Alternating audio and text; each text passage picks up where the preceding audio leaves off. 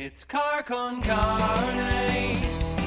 Let's eat in the car. It's car con carne. And now here's the star of our show, James Van Alstyne. It's Car Con Carne, still in quarantine. Quarantine Con Carne, sponsored by C&H Financial Services. As business owners are opening back up, trying to serve their communities, they're faced with a lot of challenges as they navigate through this new normal brought on by the coronavirus. C&H Financial Services is here to help. They offer a variety of products that range from traditional merchant accounts to a zero-cost payment processing solution, which eliminates the expense associated with accepting Visa, MasterCard, Discover, and American Express as a form of customer payment. C&H Financial Services eTab solutions, easy to set up for your business for online ordering, curbside pickup, whatever. C&H also offers cost-effective commercial lending programs to help you get your business the money it needs to make it through these unprecedented times. To learn more, contact C&H Financial Services, 855-600. That's for the people in Harvey, 2437, or go to www.chfs.us. My guest today, oh man, he's a comedian, he's an author, he's an actor, he's a motivational speaker, he is a son of Illinois, he is the pride of Harvey, he is Tom Dreesen. Good evening, Tom. I appreciate that. I appreciate that, lending that commercial into my hometown. You got to tie it all together. That's show business. So how's your pandemic going? Is it okay? As a stand-up comedian, I speak for stand-up comedians around the country. We're in panic state because, we're so used to getting up and going on stage and performing. Even when I come off the road, I go on weekends to the Laugh Factory and try out new material, but I haven't worked in 4 months.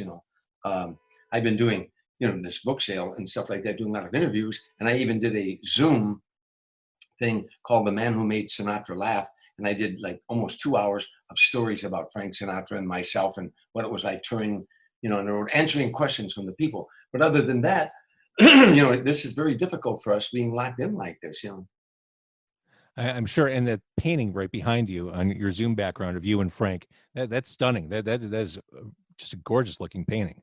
I give that credit to Marcelo Nira from Buenos Aires, Argentina. He painted this, Frank and I on stage. It's something I treasure. It's a painting. When we worked casinos, when I worked big arenas with Frank, I would do my show. There would be an intermission, and Frank would go on. But when we worked Vegas, Tahoe, Reno, Atlantic City, when I finished my show and said good night, everybody, as I was walking off, Frank would be walking on. And we'd crisscross, and then he'd call me back out for another bow. Tommy, come back out and take another bow. And I'd come out, and a picture was taken of that. And so Marcelo painted from that, and I treasure it. It's great. I love it. The new book is still standing, My Journey from Streets and Saloons to the Stage and Sinatra. First off, never underestimate the value of a good alliteration, which your subtitle has. And speaking of Frank, the book starts with, it would seem, a very silver spoon Hollywood moment. You're jumping into a private plane with Frank after a show, heading off to, I think, Chicago, maybe to play the Chicago Theater. But it very quickly turns to a very opposite situation. Your formative years in Harvey, living dirt poor, in a street gang, with a parole officer. The first time you had 3 square meals a day was when you joined the service. Skipping over all those details, there's a message here of empowerment. You pulled yourself out of all of that. You became a star. It's kind of like a sneaky way to do a self-help book. Yeah. Yeah. By the way, it wasn't a parole officer, it was a probation officer. That's it. Yeah. Forgive me. Yeah.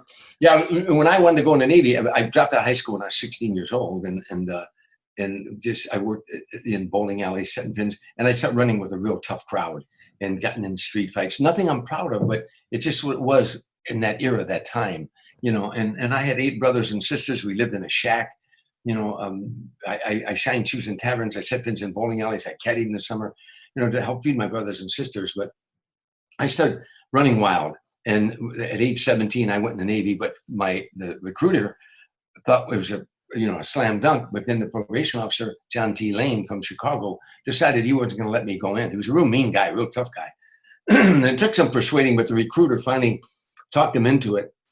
But John T. Lane told the recruiter, "You'll regret this because you won't last through boot camp," But I did. I lasted 4 years. I proved John T. Lane wrong, but he was right. I needed that straightening out, and the military did that for me. Isn't that one of the great motivators, though, when someone tells you you can't do something? Isn't that one of the greatest motivations to turn around and say, oh, no, I got this. You're wrong.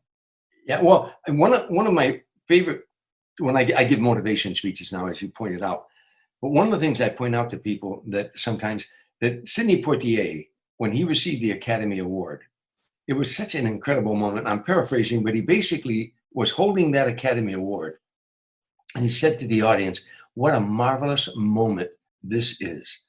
On the way to this moment, there were so many people who said to me, you can do this, Sidney, you can do this. And there were a lot of people who got in my way and did everything they could to stop this moment from happening. And tonight, I thank each and every one of those people equally. Exactly. Exactly. You know, it's somebody who tells you can't do it can be just as much of a motivation of somebody who can, you know. So as we're recording this for the audio podcast, we're running this live on Facebook, and Kat just says, he looks great. You do. You've reversed the aging process somehow. You know what? This beard, I think, I did a film, 2 films in a row, one as a priest and one as a Baptist minister. But I wanted to grow a beard because I thought the gray beard would look good. Well, it didn't grow in gray. I got gray hair, but my beard grew in dark. Now, all my buddies at the golf course saying, you're dyeing your beard, but I'm not. It's really the actual color. And I think it maybe makes it look 2 years younger, that's all. You mentioned some of your scrappy upbringing. Throughout the book, there are moments where the South Sider in you kind of shines through. Like, you're not afraid to roll up your sleeves and get into it when challenged or confronted with stuff. Yeah, you know, but I grew up in a neighborhood, and I'm embarrassed to say this, but it's true. In Harvey, where I grew up at, I never saw intellectual combat. Whenever 2 guys would get in an argument about the Cubs or the White Sox in a bar, they'd say outside. That was always the favorite line. All right, outside, you know. And so, and when I was a bartender, I used to serve 2 beers and break up a fight, you know. Again, it was the law of the streets at the time. When I first went into service, and I would see, you know, I'd be aboard ship, and there'd be a redneck from North Carolina and a black guy from Detroit and a Jewish kid from New York, and maybe a beach kid from California, whatever. But they would get into a heated discussion, and I would say, oh, they're going to throw down now. But at the end of the discussion, one would say, you know what?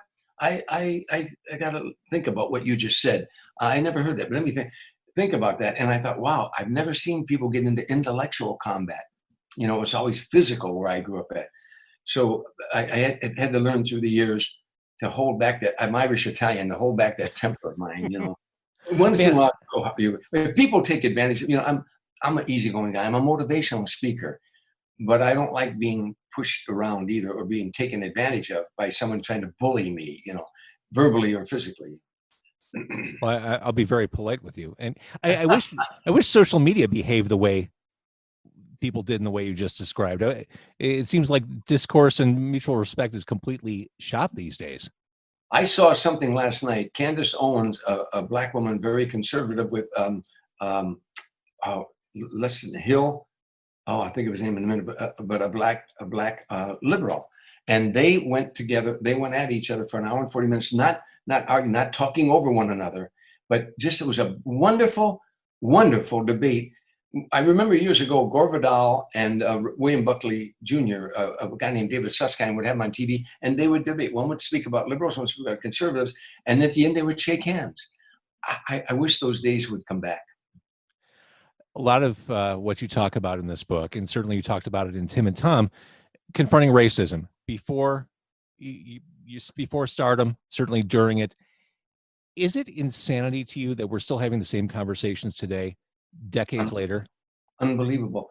You know, Tim Reid and I became America's first black and white comedy team out of Harvey in 1969. We went on stage for the very first time over 50 years ago.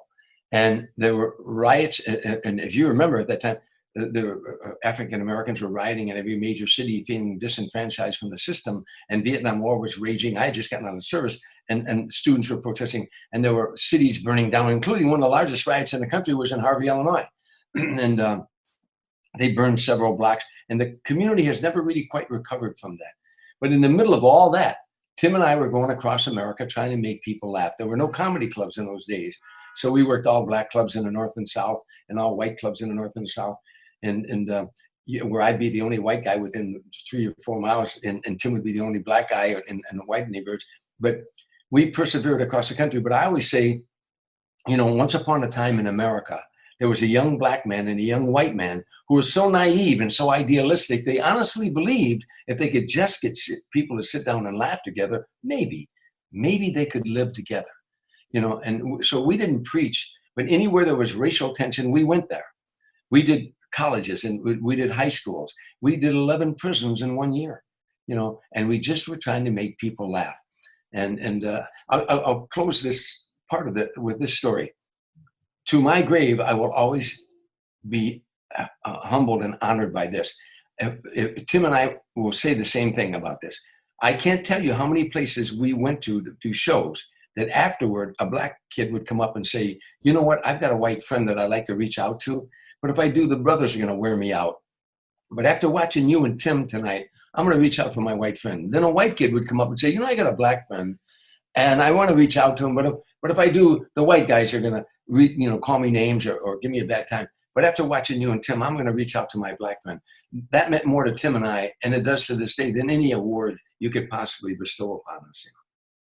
And that creative partnership split, but you remained friends. I mean, I know that you mentioned in the book there was some weirdness when Tim kind of went his solo direction, but you were able to circle back, and it's like going through a war together. I mean, coming up together in comedy, you have that bond forever. No question about it. Tim and I stayed together 6 years, and the irony was, when we first decided we wanted to become a comedy team, the only link I had to show business in Harvey, Illinois, there was a black singing group called the Dells, and they had like 5 or 6 gold records, Oh What a Night, Stay in My Corner, and they were our heroes. And the lead singer grew up right across the street from me, Marvin, and so Tim and I went over to Marvin's house to talk about, we want to be a comedy team. What do you think? And he said, I think it's a great idea, a black-white comedy team. No one's ever done that before. But as we were leaving his house, he said, they're going to try to divide you and break you up. And we stopped and we said, who? He said, they. We said, who? He said, whoever. They call it divide and conquer. Sometimes people do not like to see a black guy and a white guy getting along. And so they'll do what they can to divide you. And Tim and I said that no one's ever going to divide us. But ironically, it was a woman, a woman singer, Della Reese, who ended up breaking up the act. She took Tim under her wing and took him out to the West Coast. He ended up getting a divorce, and I'm not telling tales out of school. We wrote a book called Tim and Tom, an American Comedy in Black and White, and we talked about it there. But we always remained friends, even during the breakup. And today are the best of friends, and I love him to death. Everything I own, everything I have, everything I'm about is because I met Tim Reid, and he would say the same about me. His children call me Uncle Tom, And looking at this from an even greater glass half full perspective, had that not happened, the world would have never had Venus flytrap. That's right. So yeah. Another he went on. Yeah, you're right. He went on to Tim Reid after the team broke up. I did my first appearance on the Tonight Show like a year later, and it motivated him to give up what he was doing. And he went down. He left the house of the woman he was staying with, and he went down and started concentrating on his career. And he became Venus Flytrap on WKRP Cincinnati, Downtown Brown on Simon and Simon, so many sitcoms. And finally, a Sister, he played the father, and he's a director now. And I talked to him just this morning. I think the world of him. Since you mentioned your first Tonight Show appearance, there's a great, probably the best piece of advice you can get from the book when you're confronted with something that could be stressful or unnerving. Before your first appearance, Ed McMahon told you, have fun. Basically, just take the piss out of yourself. Just do what you do and be who you are. Exactly. Well, one of the things, I tell comedians this all the time, but I read hundreds of books on the powers of the mind when I was in the service and everything. And one of them was The Power of Your Subconscious Mind by Joseph Murphy, which really helped change my life. But to envision yourself going out there, having a lot of fun.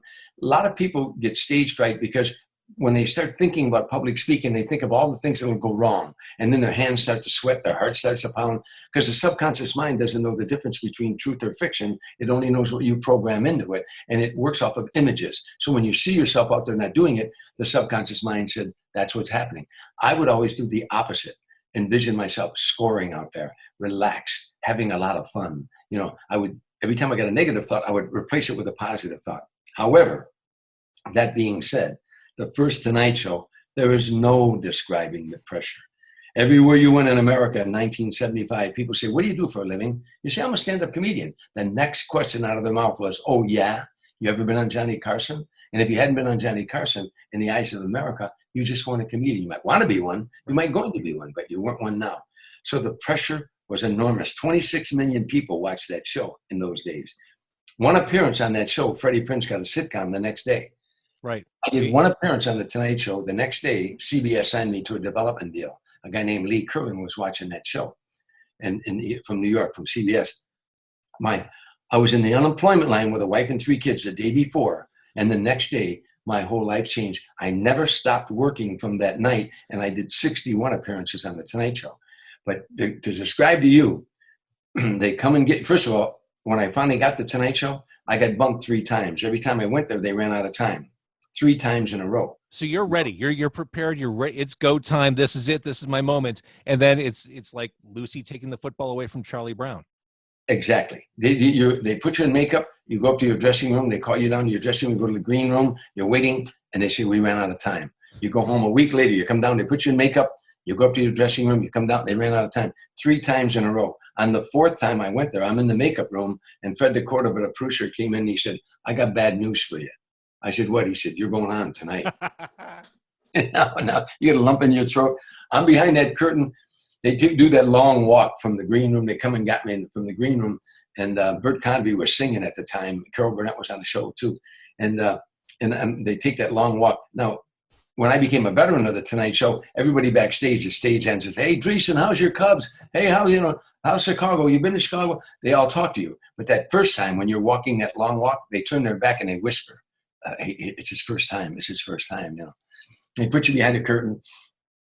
You know, Doc Severinson's playing, the music playing because they're in commercial break, and then the music stops and your heart stops.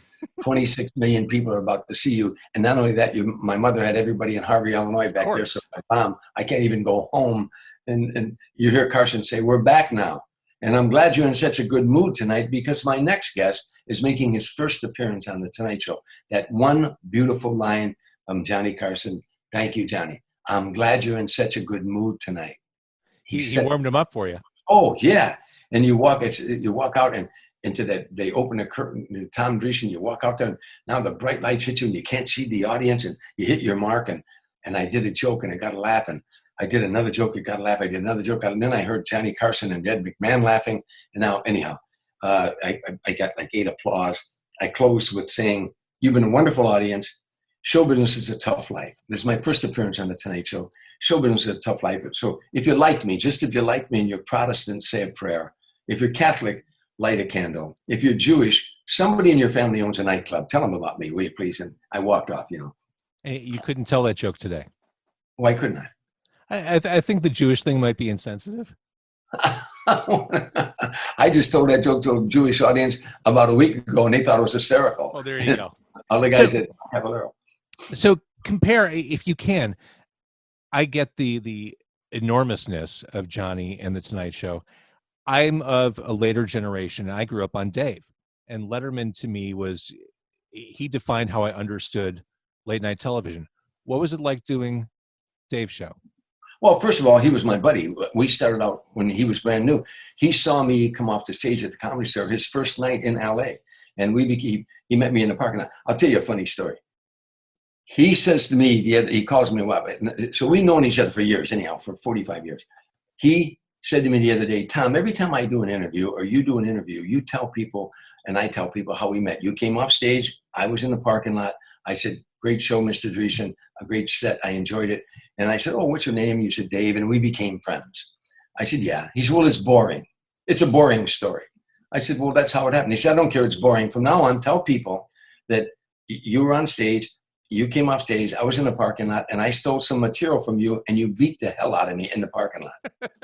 I said, now, why would I tell people that? He said, because it's a better story. So now 2 weeks go by. He calls me and he said, Tom, do you know the governor of Illinois? And I said, no, I met him, but I don't know him. He said, I said, but I know the Senate Majority Leader, John Cullerton. He said, Well, here's my problem. I'll try to make this story short. His wife, Regina, had a woman friend in Chicago who had a son that was autistic, an adult. And the autistic adults they had a plot of land. They would plant corn and beans and tomatoes and stuff. And when it came into fruition, they gave it to the homeless. Well, the state was going to take that property away or something. So Dave said, I need to talk to somebody. So I called John Cullerton. And I asked, John said, oh, Tom, tell Dave not to worry about that. We're working on that piece of legislation and it'll be taken care of. I said, John, would you tell Dave that? Because he was explaining the difficulty of it.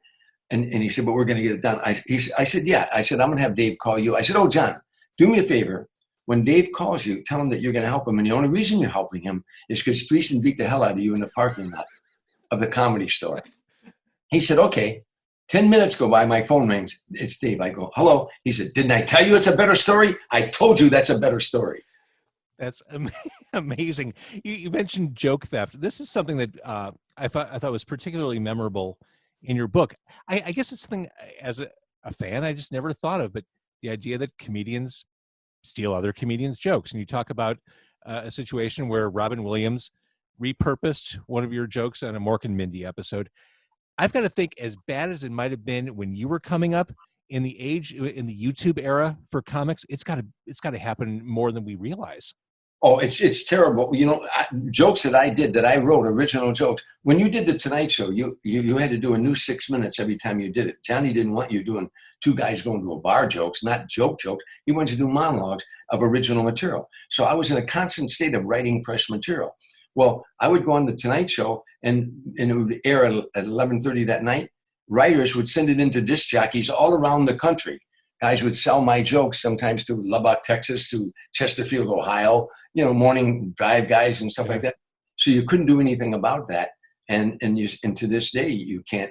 I oftentimes on the internet, I see people, jokes that I wrote. Now people, you can. So you know what? I used to upset me because in the old days, television was only this big. Yeah. ABC, NBC, CBS. Today, there's 800 stations they can choose from. They can't steal your delivery. They can't steal your personality. They can't steal your timing. And by the way, I don't, it doesn't, if somebody told me somebody took some of your monologue the other day, I said, well, I hope they made it funny, That's fair. Yeah. So I want to get to Frank Sinatra, but before that, I think it's worth mentioning your time with Sammy Davis Jr. Reading about this in the book, it seems like your time touring with Sammy really enabled you to be successful with Sinatra. Seems like you learned a lot. Well, I did. Sammy, when I first did my first appearance on the Tonight Show, like I told you, I went from the unemployment line to all of a sudden, here's the shows I was doing: Johnny Carson, Mike Douglas, Dinah Shore, Merv Griffin, Midnight Special, Rock Concert, Soul Train, American Bandstand. I was the only white comedian ever to do Soul Train. I later did an album in front of an all-black audience called That White Boy's Crazy. Yeah. All of these shows I was doing, and one of them was Sammy and Company. There was a TV show that Sammy had out of Lake Tahoe, out of Harris, called Sammy and Company. And I got on that show, and I did a monologue about growing up in Harvey, playing basketball on an all-black basketball team, playing football on an all-black football team. I was doing those routines. Sammy fell off the couch laughing. He took me over when I finished my monologue, and ended up telling me, he said, I'm going to take you on the road with me. And he did for 3 years. But in those 3 years, he taught me, I would sit in the wings and watch him every night, how he approached the stage and everything. He gave me advice and counsel. He was just a dear, wonderful friend. And finally he told me, he said, it's time for you to move on to other acts, And I started touring with Smokey Robinson and Natalie Cole and Gladys Knight and the Pips and, Mac Davis and Tony Orlando and Don and Frankie Avalon and James Darren, all these people. I was working with all them. And working with Smokey one time, I see Sinatra playing at Harris. So I wanted to, see Frank's show because I was always a fan. I ran off stage one night when I was working at Caesars in Lake Tahoe, ran over to Harris. I was running into the showroom when the vice president of Harris Hotel saw me, a guy named Holmes Hendrickson. He said, Tommy, come here. I went over and he was talking to a big heavyset guy with a cigar. He said, Tommy, this is Mickey Rudin. And I recognized the name. That was Frank Sinatra's lawyer. He said, Mickey, this is Tom Dreesen. And I think Tom would make a great opening act for Frank Sinatra. And the lawyer got a pained expression on his face like he heard it a million times. He said, hey, kid, and he winked at the vice president, and I caught the wink. Hey, kid, if I gave you a week with Frank, would you want more than $50,000? I said, Mr. Rudin, put it this way: if you gave me a week with Frank, would you want more than 50,000? That's it. And that was, and they gave me a gig 1 week with Frank. I figured, oh, great. At the Golden Nugget in Atlantic City, New Jersey, I said, I'll get my picture taken with him. I'll hang at every bar back in Chicago, And I figured it'd be a week. The second night with him, he took me out to dinner, he and his wife, Barbara. And in the middle of dinner, he set his knife and his fork down, and he said, I can remember like it was yesterday, he said, I like your material and I like your style. I'd like you to do a few other dates with me if you're interested. And I didn't say, let me check my calendar. I said, oh, yeah. And it turned into 14 years, 45, 50 cities a year, and a friendship that I'll treasure to my grave, and I miss him every day of my life. I was a pallbearer at his funeral, and I spoke at his funeral too. People are fascinated by Frank Sinatra for a variety of reasons, one of which being he's one of the greatest singers in history, but also can I correct you? He Please. Is the greatest pop singer of all time. There it is. No argument about that. Yeah. Okay, go ahead. But he is of an era where the fourth wall was still up between performer and fan. I mean, we live in an age now where I could tweet at Tom Dreesen and there's a good chance you'll see what I have to say, but those lives, the Rat Pack era, I mean, even talking about Sammy Davis Jr. and Frank, these are legends that we don't have the inside track on. These days, celebrities are kind of open books. So any little nugget we get from these lives is fascinating to us. And I couldn't ask you enough questions about Frank, to be honest with you. But talk about being on the road with him. You talk in the book about how he'd be the last one to go to sleep. He'd be up all night. He'd be drinking bourbon. I can't imagine being a fly on the wall and hearing those stories or hearing those opinions. He never went to bed till the sun came up, by the way, and he'd drink Jack and a Splash. Jack Daniels was his drink of choice. He called it a nectar to the gods, But he never ever went to bed till the sun came up. He was nocturnal, whether we were on the road or off the road. So, touring around the country with him, he wanted you to hang with him, till the wee hours of the morning, And I actually, I didn't mind it because I knew this was the end of an era. I toured with Sammy Davis. I did Dean Martin shows and played golf with Dean and did some shows with Dean as well. And now I was with Frank. And I knew it was the end of an era. And I didn't want, I turned down more sitcoms than most comedians get offered in a lifetime in the 14 years I toured with Frank, because I like I say, I knew this was an era that was never going to come back again. And I wanted to be a part of it, And I don't regret one moment of it. Staying at his home 6 times a year, he had a compound down in Rancho Mirage that was a huge compound with a tennis court and swimming pools and all the other things. But on the outer perimeters were bungalows called New York, New York, Strangers in the Night, Tender Trap, My Way, named after songs. And in his house guest, like the first time he invited me down to his home, it was Gregory Peck and his wife Veronique, Kirk Douglas and his wife Ann, Jack Lemmon and his wife Felicia, Sidney Poitier and his wife Joanne, Clint Eastwood and whoever he was dating at the time, and Robert Wagner, Joe St. John, Angie Dickinson. And then they would sit around till 2, 3 in the morning, and before they'd go to bed. But Frank would be there till dawn, and they would talk about the show business and the movies and the film. I would sit back there and pinch myself. These were people I saw in the Harvey Theater when I was a little boy, and they're talking to me like I'm a peer. So anyhow, Tommy, listen, now when you do stand up, and they'd ask me some question, and I never let them ever know how much in awe of them I was, or Frank, I wouldn't let him know how much in awe of them I was. I just, because they had enough fans. They didn't want fans. They wanted exactly. They wanted a peer. Yeah, and I, for me to be even considered a peer in that group, it was amazing. Also, he had guests like, Isaac Stern, and he had Alan Shepard, the first man in space, and on the 5th lunar mission landed on the moon. And these were just fascinating nights where I could ask them questions, and they would tell you things, and some things I'd never repeat because it was told in privacy, So what years do those 14 years cover? 1982 to 1996, to the very last time he ever appeared on stage. So I saw Frank once, and I was very young. It was at Poplar Creek. It was in 1990. And again, I was very young. One of my lasting memories is he didn't play "That's Life," and I wanted to hear that. That was one of my lasting memories because I was young, and that was one of the Frank songs I knew as a kid growing up.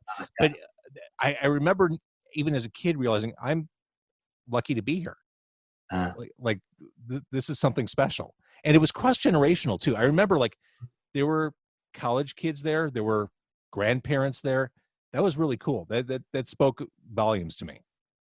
He was a living legend. Even if you didn't like his music for whatever reason, when he came to your town, how many living, honest to God, living legends are you going to meet in your lifetime or see in your lifetime? True living legends. I mean, this guy, you got to remember, he sold out in Japan at age 78. He sold out in like Russia. He sold out in Argentina. He's in Brazil, 175,000 people, the largest audience ever to come to see a single performer, not a group, a single performer. Forget the fact that he was the greatest pop singer of all time. He was a brilliant actor. He won the Academy Award and never took an acting lesson. I once said to him one time, I was sitting with all these great actors that I just told you about, and they were talking about acting and directing. And I said to Frank, I was curious when they were paying such great reverence to Frank. And I just curious, I said, Frank, who'd you study with?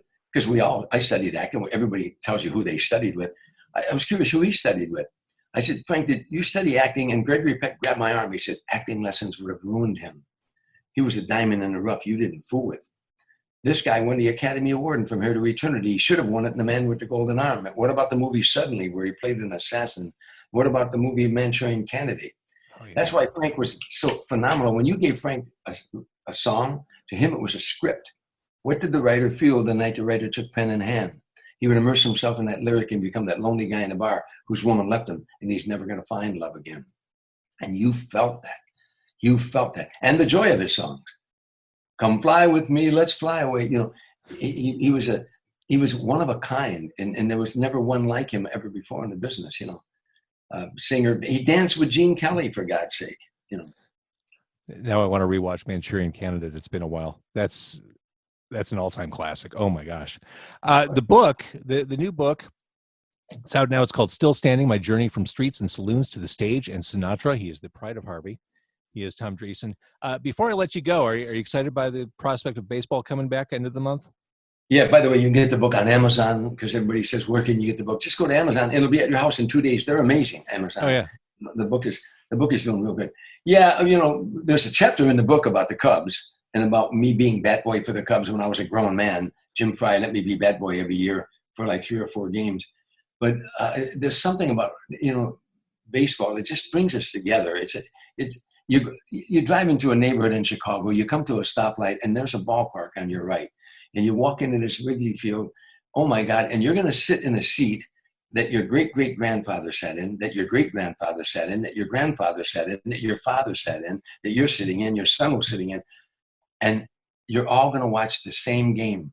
And for a moment, time stands still. In this rat race of life, when you're running all the time, at Wrigley Field, or Comiskey, I shouldn't say Comiskey Park, shows how old I am, we still call it Comiskey. That's fine. I know, and it's something. Yeah. Jerry Reinsdorf's a real good buddy of mine, and even though I'm a Cub fan, he rags me, but I love Jerry.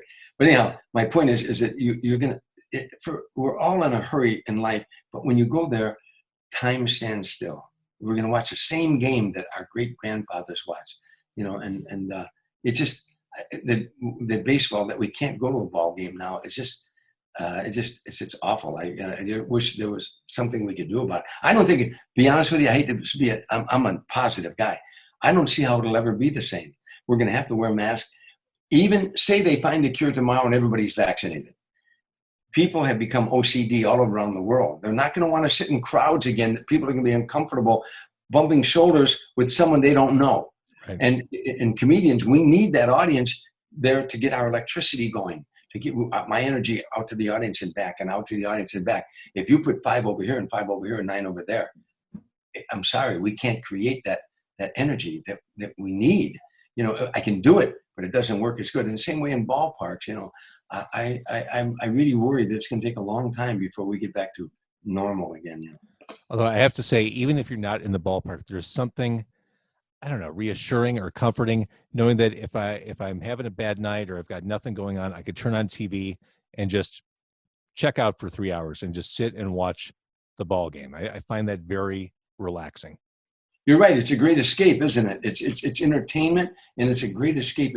That I remember. I remember as a kid, when the Cubs won, I felt good the next day. It was really kind of a good day. When they lost, that's how much they mean to you. I think what it is, Chicagoans, we fight the weather, we fight the storms, we fight the cold. We get up in the morning and the car didn't start, and then you get your neighbor to jump you. Now you're on your way to work and it's snowing. You're up the Dan Ryan Expressway, and all the hardships we go through. But then when the Cubs come to town, when the baseball season starts, or when the Bears win, the Bears win. Then it just makes everything okay. So how much are sports a big part of our lives? It's amazing to me how much Chicago is hard coded into your DNA. Just hearing you rattle off what it's like to live in Chicago, you haven't lost sight of any of it. No, I always get that expression. I mean, I'm happy for it. People say he never forgot where he came from. But if you grew up like I grew up, 8 brothers and sisters in a shack and holes in our shoes, and if a window broke, you stuff a rag in it. The way I grew up, and then you're growing up loving the Cubs and loving the Bears and the Bulls and the Blackhawks. I don't know. It's just how do you ever forget that? How do you ever forget where you came from when Chicago's a wonderful city. It really is. Coming from where you came from, does that inform a lot of your charitable efforts? Because it seems like you do so much for charity and have throughout your career. Is that just the results of here's where I came from and you trying to, I guess, pay it forward? Yes. And I'll tell you why. When I lived in that shack, both my parents were alcoholic at one time. My mom was working in a bar. My dad would drink all the time. Every Thanksgiving and every Christmas, the local civic groups, the Moose, the Kiwanis, the Elks, the Knights of Columbus, they would bring baskets of fruit and ham and turkey and oranges and apples and tangerines and things that my brothers and sisters and I had never seen. We didn't see that. And they would bring it. And my mother would say, no, my husband has a job. We don't deserve that. Thank you.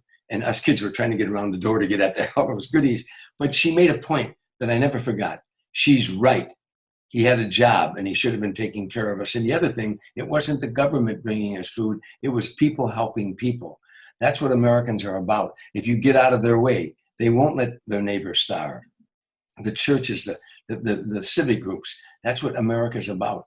And I just never forgot that feeling, And so, yeah, if I'm free and I'm available and you have a charity and I can help you, if my presence there could raise a couple of dollars, my few jokes, then I'm glad to be a part of it. I love it. All right, Tom Dreesen, you're a legend. You're a delight. You're all around good human being.